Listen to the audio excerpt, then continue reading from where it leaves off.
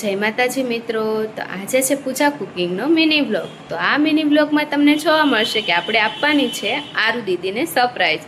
તો સરપ્રાઈઝમાં આપણે આરુ દીદી આવ્યા એટલે એમ કહેતા હતા કે મારે તો મામી મોમોસ ખાવા છે એ કે. તો કાલે આપણે કંઈક મહેમાન હતા એટલે આપણે બન્યું નહોતું મોમોસની રેસીપી. તો આજે આપણે તેને મોમોસ બનાવીને સરપ્રાઈઝ આપવાની છે. તો તમારે પણ જો મોમોસની રેસીપી જોવી હોય તો આ વિડીયોમાં તમે બન્યા રહેજો છેલ્લે સુધી.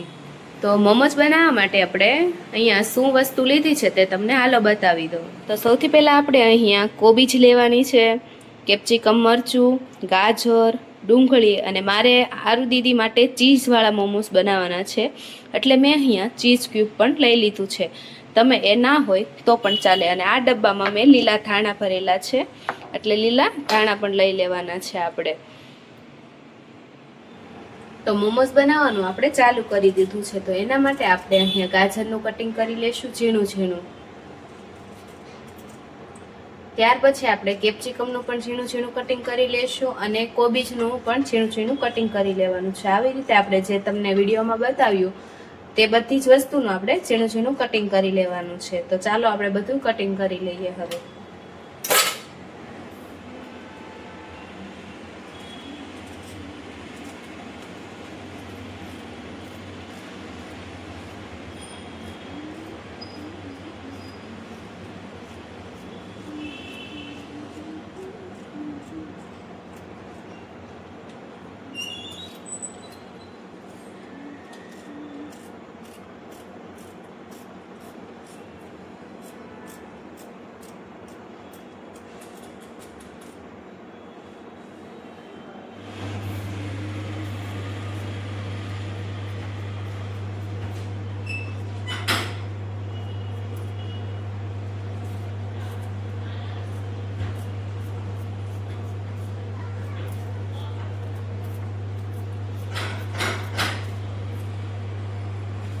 તો આપણે હવે આ કટિંગ કરી લીધું છે. તો પહેલા આપણે કટિંગ કર્યું હતું ચાકુએથી તો બહુ મોટું મોટું લાગ્યું એટલે આપણે હવે તેને કટરમાં ઝીણું કટ કરી લીધું છે ચોપરમાં.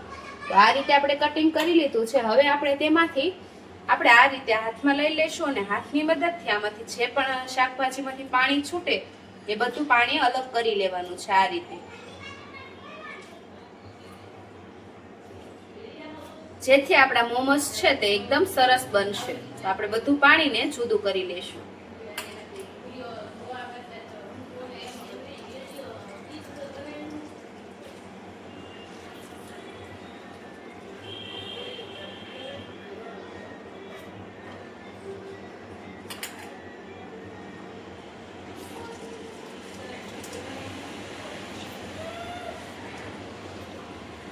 તો સૌથી પહેલા આપણે હવે મસાલો બનાવી લેવાનો છે.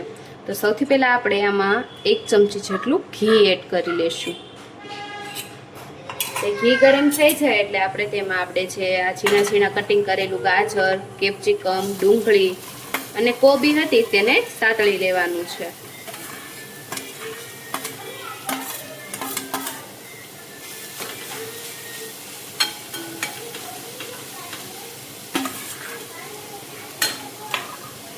મસાલામાં આપણે ફક્ત મીઠું જરૂર મુજબ અને આપણે અડધી ચમચી જેટલો મરી પાવડર લઈ લેવાનો છે અને બધી જ વસ્તુને આપણે ફરીથી મિક્સ કરી લઈશું.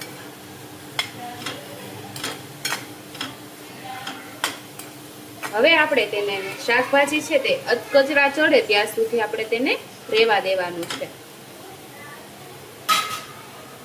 અહીંયા મારે મોમોસ ચીઝ વાળા બનાવવાના છે એટલે હું અહીંયા ચીઝ છે તે અંદર જ સ્ટફિંગમાં જ એડ કરી દઉં છું. તો આપણે અહીંયા હવે ચીઝ લઈ લેવાનું છે.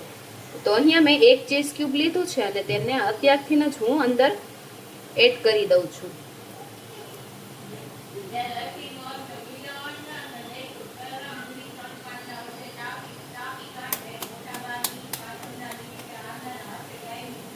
તો હવે આપણે બધી જ વસ્તુને મિક્સ કરી લેશું. ચીઝ છે તે બધું આપણું સ્ટફિંગની અંદર ભળી જશે, જેથી આપણે મોમોઝનો ટેસ્ટ એકદમ અલગ જ આવી ઉઠશે.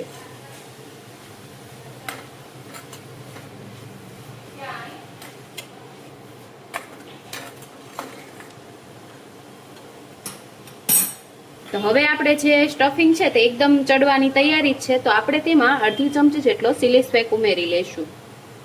તો મસાલો હવે આપણે બનીને તૈયાર થઈ ગયો છે. તો હવે આપણે તેને એકદમ ઠંડુ થાય ત્યાં સુધી રહેવા દઈશું.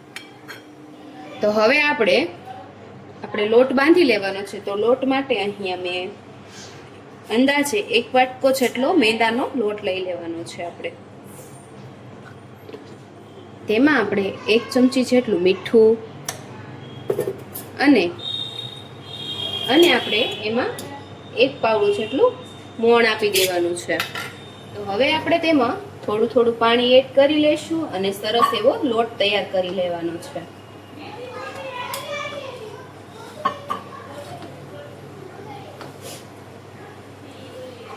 લોટને આપણે મીડિયમ રાખીશું. રોટલીના લોટ કરતાં થોડોક એવો જ કડક.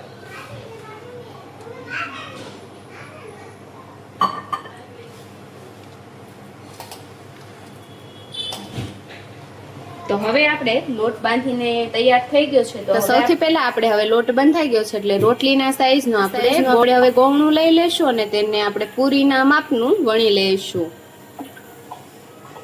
આ રીતે કંઈક વણી લેવાનું છે આપણે એને. અને રોટલીનો આપણે જે રોટલી કરતા આપણે જે વણીએ તે પતલું રાખવાનું છે, જેથી મોમોસ છે તે એકદમ સરસ બનશે.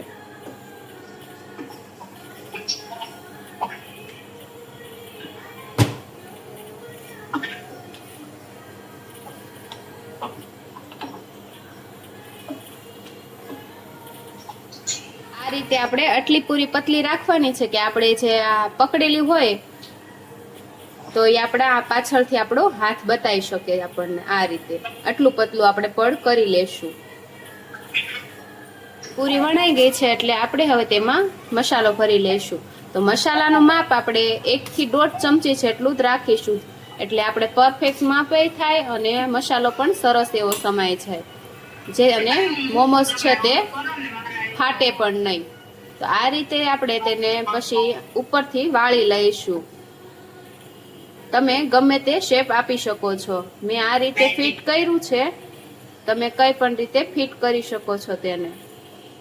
હમણાં આખું ફિટ થઈ છે એટલે તમને હાથમાં લઈને પણ બતાવું છું. ઉપરથી આપણે જે લોટ વધે તેને અલગ કરી લેવાનો છે.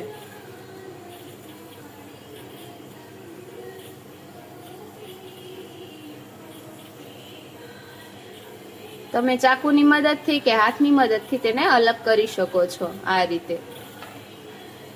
તો આ મોમોસ આપણું બનીને તૈયાર છે. તો હવે આને સ્ટીમ કરી લેશું આપણે. આ મોમોસ આપણે એટલી રોટલી પાતળી બનાવવાની છે કે બહારથી આપણને વેજીટેબલ બતાવી શકે છે. તો હવે આપણે મોમોસ બનીને તૈયાર છે એટલે આપણે તેને હવે સ્ટીમ કરવા મૂકવાના છે. તો આપણે મોમોસને આવી રીતે સ્ટીમ થવા મૂકી દઈશું. તમે તેને સ્ટીમરમાં કે ઢોકળિયામાં પણ મૂકી શકો છો. મેં અહીંયા દેશી જુગાડ કરેલો છે. મારી જેમ કોણ કોણ દેશી જુગાડ કરે છે તે જરાક કમેન્ટ બોક્સમાં કહેજો પાછા. તો હવે આપણે તેના ઉપર થોડું તેલ લગાવી લઈશું. હાથની મદદથી આપણે થોડું ફેલાવી પણ લઈશું. આખા મોમોસમાં આપણે આવી રીતે થોડું ઉપરથી તેલ લગાવી લેવાનું છે. ત્યારબાદ હવે આપણે એને ઢાંકીને 15 મિનિટ સુધી સ્ટીમ થવા દેવાનું છે. તો હવે આપણે 15 મિનિટ પછી જોઈ લેશું. તો આપણા મોમોસ છે તે બનીને તૈયાર થઈ ગયા છે. તો આપણે હવે તેને નીચે ઉતારી લઈશું. તો હવે આપણે મોમોસને ડીશમાં કાઢીને સર્વ કરી લઈશું.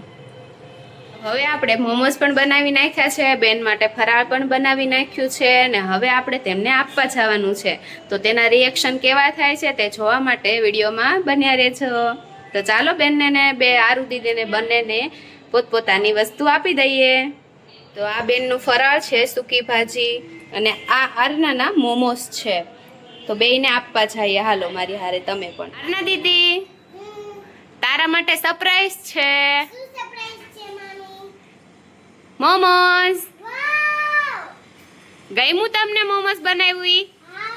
આલે ટેસ્ટિંગ કાઢ તો તું ખાતો મોમોસ કેવું લાગ્યું તને?